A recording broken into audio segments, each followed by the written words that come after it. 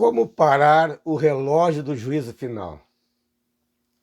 Jair Bolsonaro, ao abrir a Assembleia Geral da ONU, meramente foi apresentado no noticiário brasileiro e internacional como um pária do mundo, que comia pizza em pé na calçada porque não estava vacinado para poder entrar nos restaurantes. Mas a combativa jornalista e escritora Eliane Brum nos alertou para a gravidade deste episódio em que a ultradireita que governa o Brasil debochou da democracia em palco global. Teve suas mentiras traduzidas em várias línguas, deboche que é admirado pelos seus seguidores ao afrontar o planeta que o bolsonarismo despreza. A vergonha é dos Estados Unidos e da ONU, que permitiu o Bolsonaro circular serelepe sem estar vacinado, disseminando mentiras explícitas. É assim que ditadores eleitos como o Bolsonaro destroem a democracia por dentro, concluiu Eliane Brum. Eu me atrevo a acrescentar que ditadores eleitos como Trump, que mandou invadir o Congresso americano para virar a mesa da eleição, acusando fraude, e que saiu ileso e serelepe por continuar elegível, destrói assim a democracia por dentro. A propósito, fui fisgado na internet para uma aula online do Instituto Conhecimento Liberta sobre o lançamento de um curso ministrado pelo próprio Chomsky sobre a temática Como parar o relógio do juízo final. De imediato, associei com a metáfora do apocalipse bíblico do final do mundo. Como já tinha ouvido uma palestra do lendário Chomsky no Fórum Social Mundial de 2012 em Porto Alegre, fiquei curioso e fui atrás dessa temática abordada por ele. O tal relógio do juízo final é um complexo algoritmo desenvolvido por cientistas atômicos em 1947, depois das bombas atômicas que acabaram com a Segunda Guerra Mundial. Com a nova arma norte-americana, começou a corrida armamentista chamada de Guerra Fria. Com medo da exterminação da humanidade, os cientistas desenvolveram uma escala de riscos de indicação de proximidade do fim do mundo.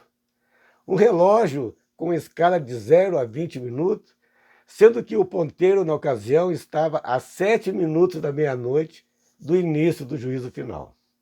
Depois, conforme os movimentos bélicos históricos ocorriam, o relógio chegou a marcar 3 minutos para a meia-noite em 1949, quando a União Soviética desenvolveu sua própria bomba atômica.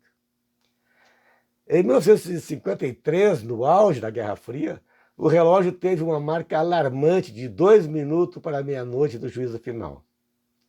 Com os tratados de paz, o relógio foi sendo atrasado, chegando a marcar 17 minutos em 1991, com o fim da União Soviética, que acabou com a Guerra Fria. Mas, em 2017, voltou a marcar 3 minutos para a meia-noite do juízo final, quando vários países se apropriaram da tecnologia da bomba atômica. Em 2018, com a ascensão da extrema-direita do Trump, Bolsonaro e outros, o relógio voltou a marcar 2 minutos para a meia-noite, pela iminente tragédia climática no planeta. Então, com seus atuais 92 anos de idade, com lúcidas análises de geopolítica global, o Chomsky está prevendo que o ano de 2024 será a sentença de morte da sociedade se o perigosamente autoritário e delirante Trump conquistar novamente o governo dos Estados Unidos. Poderá ser tarde demais para conseguirmos parar o relógio do juízo final, afirma Chomsky. Por aqui, no Brasil, essa disputa visando parar o relógio do juízo final vai acontecer antes, em 2022, cujas pesquisas atuais indicam larga vantagem de 56% para a vitória de Lula livre contra 31% para Bolsonaro na disputa presidencial. Chomsky reconhece que a política imperialista norte-americana Não é mais a de invasão, como no Iraque e no Afeganistão, nem de conspiração de golpes militares, como os ocorridos no Brasil em 1964 e em vários países latino-americanos.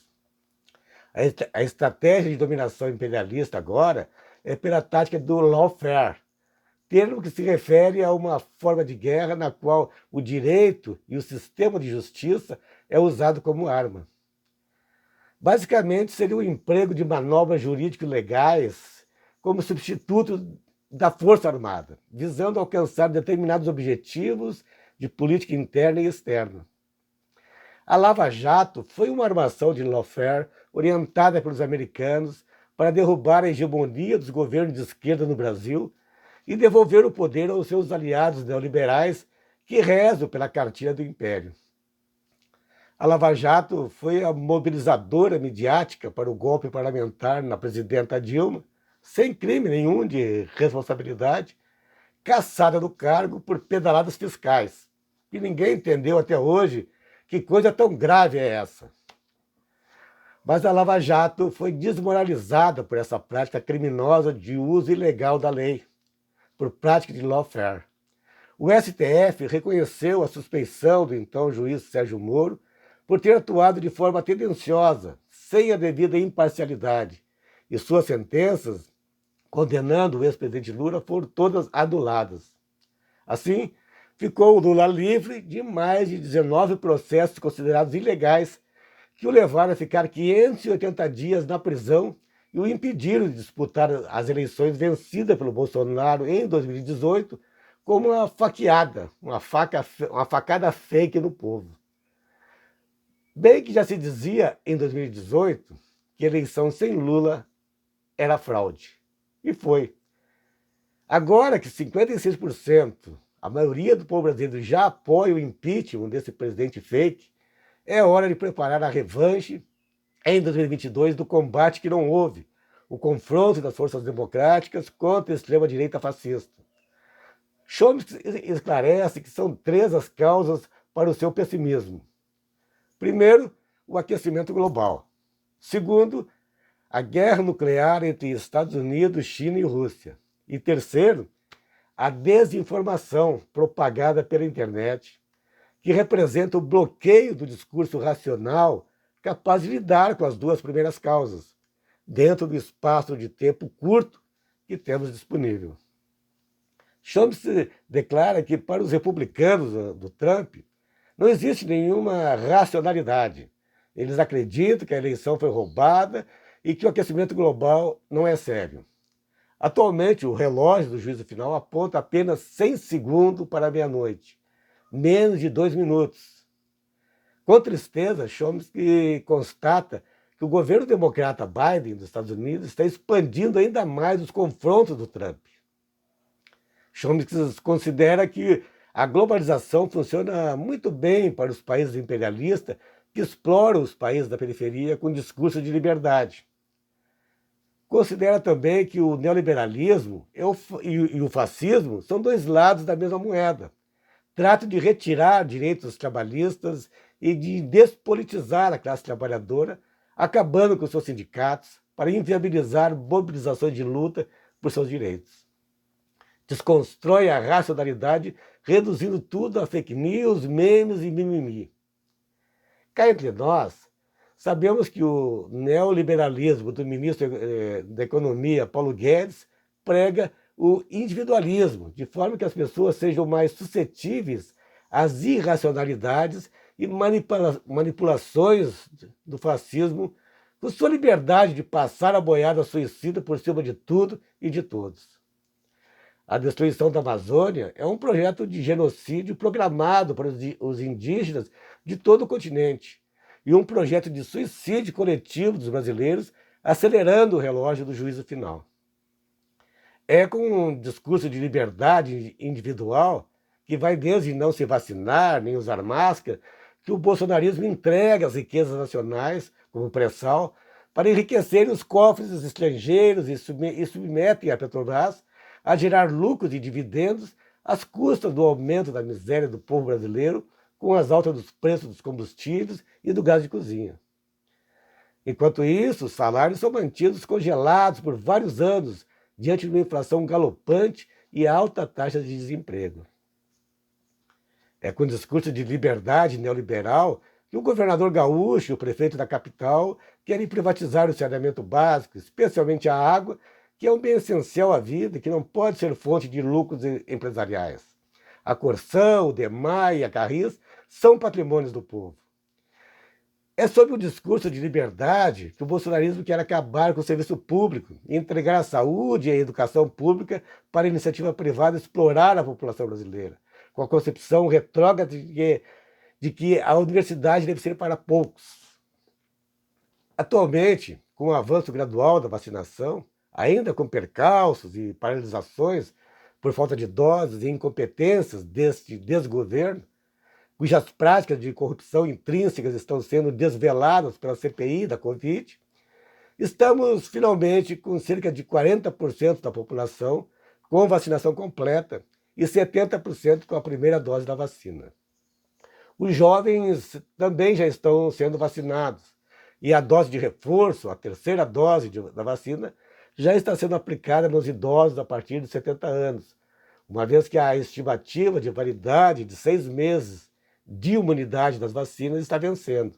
Justo quando a variante Delta, bem mais contagiosa, surgida da Índia, gera uma quarta onda de pandemia de coronavírus em alguns países. Esta semana mesmo, eu que estou duplamente vacinado, tive febre, tosse seca, intensa de se finar, muita coriza nasal e cansaço do corpo todo. Então vem a dúvida atroz, será a Covid, variante Delta, que já está levando os velhinhos? Fiz mais um teste de cotonete nas narinas e não foi detectado o coronavírus. É só o velho gripão, característico das mudanças de temperatura de entrada da primavera no sul do país. Ufa, que alívio! Mas continuo sofrendo os seus sintomas com esta voz de taquara rachada que fiz questão de gravar aqui. Estamos atingindo a traumatizante marca de 600 mil mortos neste final de setembro de 2021. 3 meses depois de termos alcançado o assombroso genocídio de 500 mil de brasileiros. Mas graças à vacinação, viva o serviço público do SUS, a média de óbitos diários está ficando abaixo de 1.000 e caindo para cerca de 500 mortes por dia. Agora, só nos resta manter a racionalidade científica e continuarmos usando máscara, evitarmos aglomerações, tomarmos as doses de vacinas e reforços que nos tocam e levantarmos a bandeira do nosso engajamento para derrubar no voto este governo fascista como sendo a nossa contribuição para parar o relógio do juízo final.